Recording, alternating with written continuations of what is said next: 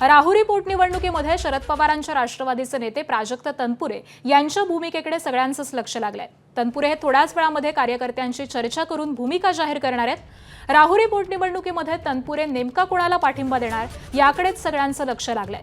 मतदारसंघामधील निवडक कार्यकर्त्यांसह ते संवाद साधणार आहेत। तर तनपुरेंच्या भूमिकेमुळे कार्यकर्ते मात्र संभ्रमामध्ये आहेत। आज मुख्यमंत्र्यांची अक्षय कर्डिलेंसाठी प्रचार सभा आहे।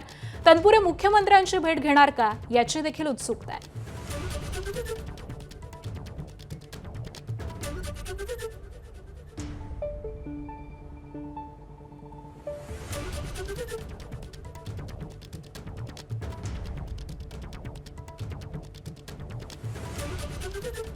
प्राजक्त तनपुरे आहेत। आपण आज चर्चा करत आहात कार्यकर्त्यांशी, नेमकी काय भूमिका आहे? माझी भूमिका मी 6 तारखेला स्पष्ट केलेली आहे की या निवडणुकीने काय राज्याच्या राजकारणामध्ये काय सत्ता बदल होणार नाहीत, आहे ते सरकार असणार आहे।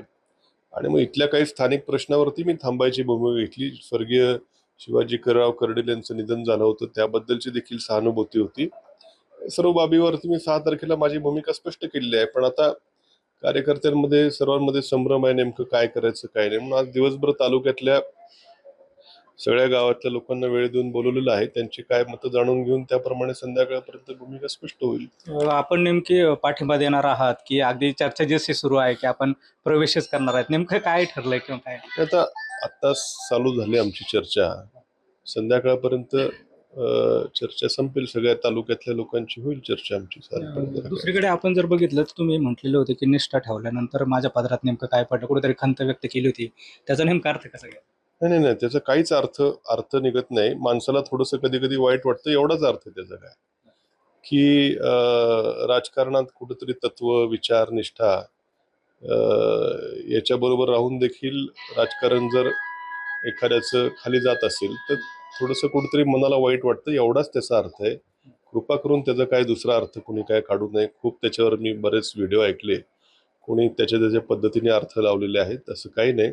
थोडंसं माणसाला आता मी पण माणूस आहे, वाईट वाटणं साहजिकच आहे ना, मलाही एवढं वाईट वाटलं, एवढाच त्याचा अर्थ, बाकी काय अर्थ। दुसरीकडे जर आम्ही बघितलं तर शरद पवार पक्षाचे जे अधिकृत उमेदवार आहेत त्यांच्या बॅनरवरती आपला देखील फोटो आहे, नेमकं अर्थ कसा घ्यायचा याचा? आता मी काय प्रचारात कुठं फिरलेलो नाहीये, मी थांबण्याची भूमिका घेतलेली आहे। त्यामुळे मी कुठंच प्रचारामध्ये कुठल्याही स्टेजवर दिसलेलो नाही, कुठं प्रचारातही गेलेलो नाही। आता त्यांनी माझा फोटो टाकला, आता त्यांनी टाकला पक्षात, मी काय पक्ष सोडलेला नाहीये, त्याच्यामुळे कदाचित टाकला असेल, पण मी काय मत कुणाकरता मागितलेलं नाहीये। कार्यकर्त्यांच्या बैठकीनंतरच निर्णय. हो। एकूणच जर बघितलं तर हे होते प्राजक्त तनपुरे, जे आता आपल्या कार्यकर्त्यांसोबत बैठक घेत आहेत आणि बैठकीनंतर मी माझा निर्णय जाहीर करेल असं त्यांनी म्हटलंय। Camera person Girish Sunil Bhongale, ABP माझा, राहुरी, अहिल्यानगर। एबीपी माझा, उघडा डोळे बघा नीट।